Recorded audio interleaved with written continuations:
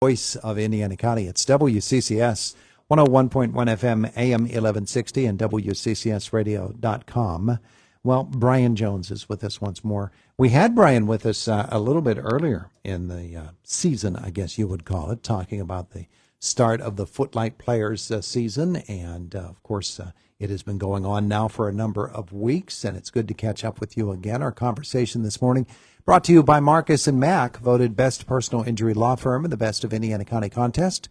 Marcus & Mack, a law firm representing injured people. Good morning. Morning, Todd. Thanks for having me on. I love talking about Footlight this time of year. Well, yeah, it is that time of the year, and people love hearing about it because, especially parents, they got their kids involved in it. Yeah, we have 43 kids this year. Mm-hmm. We refer to them as players. We don't refer to them as students or kids or anything else. They are players. They're there to play in many ways. I mean, It's just a fun camp, but as I remind the staff, it's also a theater-producing organization, and that's what I'm here to talk to you about today. Is the exciting opening of the Festival of Plays here on this weekend. Wow, and it is this weekend. It is this weekend, Friday night and Saturday during a matinee. Yeah. So is this the culmination of it all? Exactly right. They start out the very first day. Everybody auditions and gets cast into some role somewhere in the mix.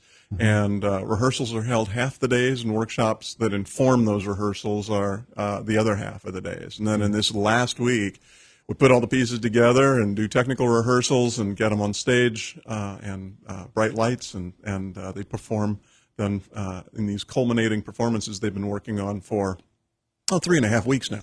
And everybody gets up on stage. Everybody gets up on stage. Yeah, it's great. And everybody has a meaningful role to play.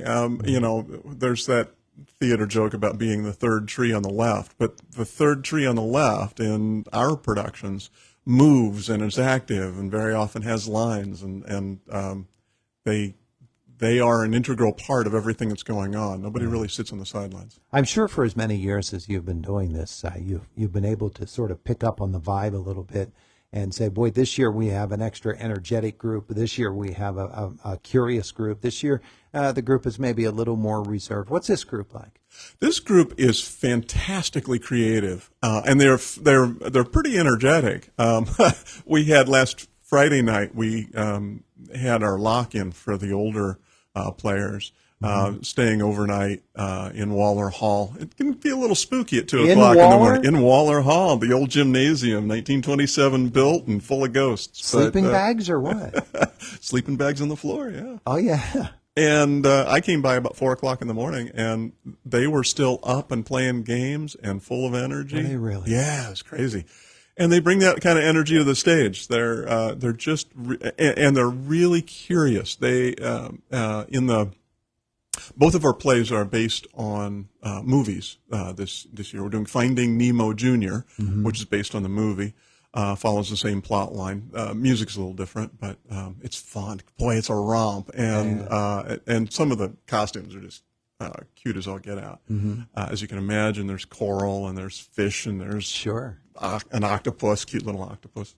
And then the other one is As You Wish It, which is based upon, if you can get the inside joke, The Princess Bride. Yeah. It's Shakespeareized in its language, and it's a wonderful new play that's a send-up of the story of the Princess Bride. He subtitles it The Bride Princess, I suppose, to keep out of copyright issues. But it's not a satire on it or anything. Follows the same plot line and involves a lot the same. Humperdinck, the bad guy, and the six-fingered man. The six-fingered man is there. Yeah. Is there any iocane in it? And is there an enormous hill that they fall down? There is an enormous hill they fall down. There is also ROUSs. There's a rat of unusual size. An ROUS. I don't remember ROUS. Rodents of unusual size. Oh, yeah. Okay. I forgot the acronym. Yeah, absolutely. I actually adapted that for driving in the morning for DIUPs. Deer in Unusual Places. Yeah, you have a few of those, especially the time that you come in the morning. Huh? Yeah. So those are the two plays. Yeah. And they're very entertaining. So Friday night, a 7 o'clock curtain for the musical for Finding Nemo Jr., and then an 8:30 curtain for the play for As You Wish It. And one ticket gets you to both of those. We'll take an intermission between the two of them, but it's a fairly lengthy intermission, 15 or 20 minutes to change over the scenery and everything from one show to the next. And then at 2 o'clock on Saturday, and then at 3:30, the second performance. All right. So there are two opportunities for you, Friday or Saturday. Exactly, and you get to see both shows either time, or you could go back and see one of them twice. There you go. Yeah, it'd be a lot of fun. Tickets are reasonably priced. Adults are $10. The younger people, if you pledge you're a student or younger, we don't do a age check at $5 a piece. All of our players get a couple of complimentary tickets too. They can get those tickets by a very convenient means, going to iup.edu/marketplace online, iup.edu/marketplace, and there'll be a button there for Footlight Players to click and get tickets. We do cash sales at the door too. So if you're waking up Saturday morning and you go, I really need to go see a musical with it's raining anyway. Let's go see a musical at Waller Hall. It's in the Performing Arts Center there on the Oak Grove in the Waller Hall side, and 2 o'clock on Saturday. Oh, it sounds great.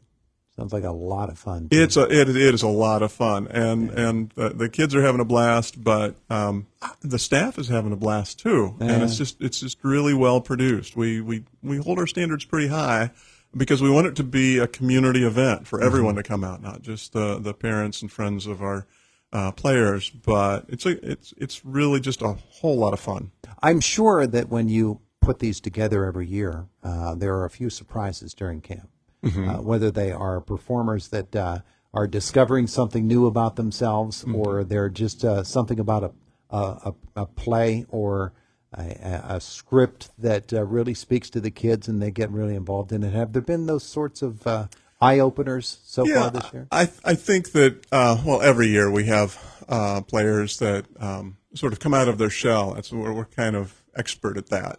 We give them the tools to sort of play at their own pace and eventually discover abilities to dance. And I think that's the surprise this year. There's a good bit of movement and dance. We hired on 3 different choreographers for all of the stuff that we're doing this spring or this summer, and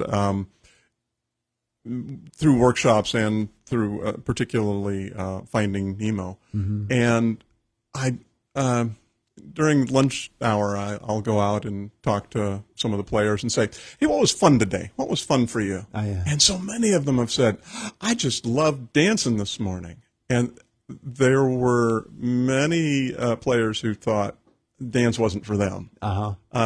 But dance is for everyone, just like theater is. And our counselors really helped them come out of their shell a little bit. I think that was the surprising thing to me, because that doesn't always happen. Well, in Finding Nemo, there is, the tortoise.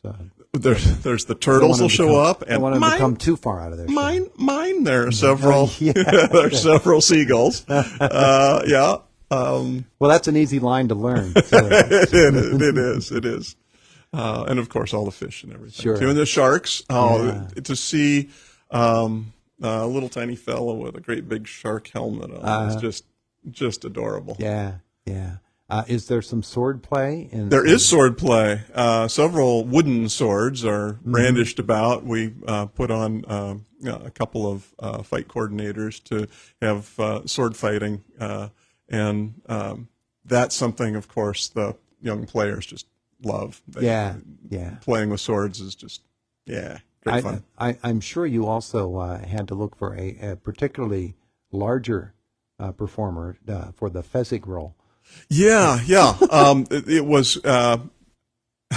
We have some players of unusual size. There you go. We were thinking we were going to have to assign that role to a couple of or to one of our staff, one of our older people, and then.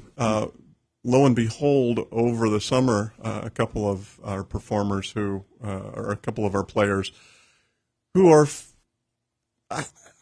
They've sprouted. They're well over 6 feet. And it's yeah. So we were able to cast that within the players themselves. It's a great role. Yeah.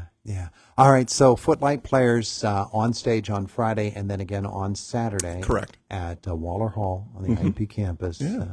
The season has been, I'm sure, zipping along. It just flew by. Just yesterday, we had the players show up, and already we're just gearing up for performances this weekend. Mm-hmm. That's the way that it goes. It is. Yeah. It's so much fun. I'm sure that when you have these Footlight Players summers, that afterwards you get a chance to reflect back on them. And we think of the kids and how it changes them. I'm sure it has an impact on all of the folks who are working with them, too, because you've got some IUP students who are getting their experience for the first time on the other side. As we have, I think, 5, maybe even 6 staff members in the players that were formerly Footlight Players. Oh, yeah. Jessica Morris, who's production stage manager, my daughter, Maddie Jones, of course. Who came back for this. Yeah. Jesse Chavanik, who was a little player and then went off to Point Park and is now back as one of our leading choreographers. I'm going to forget somebody. It's terrible. Because you're only up to 3. Brick Weber. Brick Weber is back as a teaching artist and working on scenery and costumes, and is responsible for the rodent of unusual size. And we have, who else? I can think of this. You're up to 4, and you're running out of time. Oh my goodness! Well, the other two can beat up on me later. There you go. But it sounds like it's been a lovely time, and folks get to experience it anew. I'm sure there are many have been to Footlight Players performances in the past, but now's a great chance for those who haven't been to get introduced to something that's really neat about Indiana in the summertime. Absolutely, Brianna Adkins. There's another one. Okay. Yeah. See, it did come to you. Congratulations. All right. So Footlight Players, it's happening this weekend, Friday and Saturday. Yes, it is. Get your tickets, www.iup.edu/marketplace, and look for the Footlight Players button. 25 minutes after 8 o'clock. It's the voice of Indiana County, WCCS, 101.1 FM, AM 1160, and WCCSradio.com. This is Boomer Esiason with the CBS Sports Minute, sponsored by Wrangler. It's Wrangler season out there. Open roads, endless horizons.